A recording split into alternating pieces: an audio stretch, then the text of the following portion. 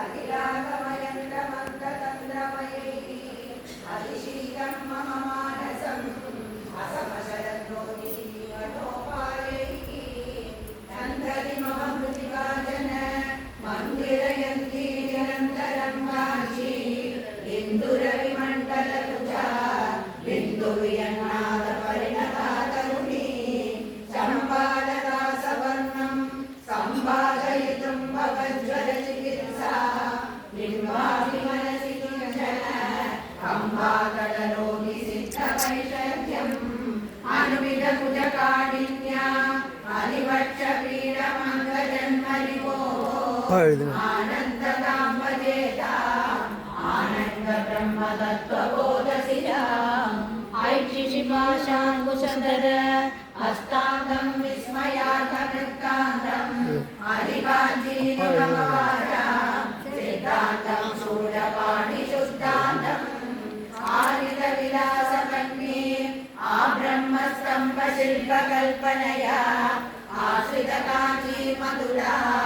आद्यां विस्फूर्तिमाद्रिये विद्या मूकोऽपि जटिलदुर्गति शोकोऽपि स्मरति अक्षणं भवति एको भवति स जन्तुः लोकोत्तरकीर्तिरेव कामाक्षी पञ्चदशवर्णरूपं कञ्चन काञ्चीविहारगौरेयं पञ्चशरीरं शम्भोः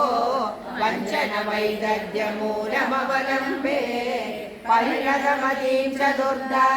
पदवीं सुधियां समेत्य सौष्णीं पञ्चाशतर्णकल्पितः पदवीं नमामि कामाक्षीम् आदित्यं मम गरुडान् आदिक्षान्ताक्षरात्मिकां विद्या स्वादिष्टशावदण्डा नेतिष्ठामेव कामपीडकदा तुष्यामि हर्षितस्मरणशासनया पुरकृतासनया स्वासनया सकलजगत् कलितशम्बरासनया प्रेमवदी कम्पाया स्नेहवदी यदि मनस्सु भूमवदी सामवदी नित्यगिरा सोमवदी शिरसि बाधि हैमवदी पौत्रिणा कम्पाया कौसुमचारेण गिरितेनाधः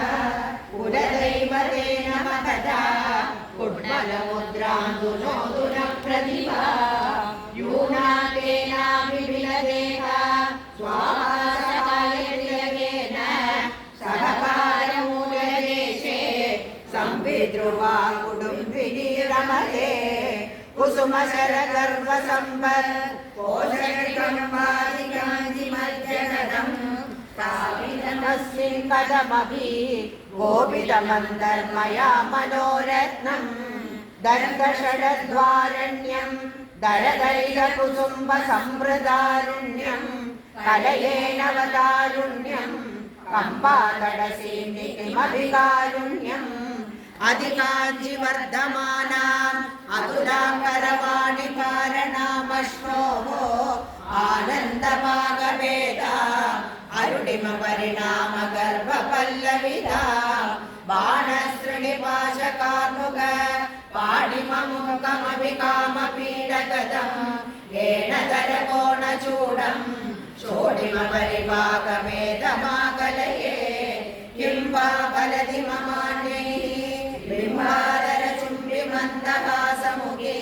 सम्पादकरी नमसा अम्बालार्ति मनसि कामाक्षी मनसे सदा शिवमये परशिवमये ललितपुष्पकन्यके हरिचक्रमध्यमासे कामाक्षी नाम किमपि मम वाक्यम् रक्षोऽस्मि कामवीरिलासिकया गणकृपामुराशिकया सुरियुवलिकुण्डली मणिमालिकया दुहिनशैलबालिकया ईये पुरहरचाये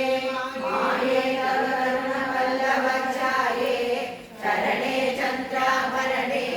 काञ्ची शरणे नदाति संहरणे मूर्तिमतिमुक्तिबीजे मूर्तिस्तवकितचकोरसाम्राज्ये मोदितकम्बाकूले मनसि मुमुक्षास्माकं वेदमयी नादमयी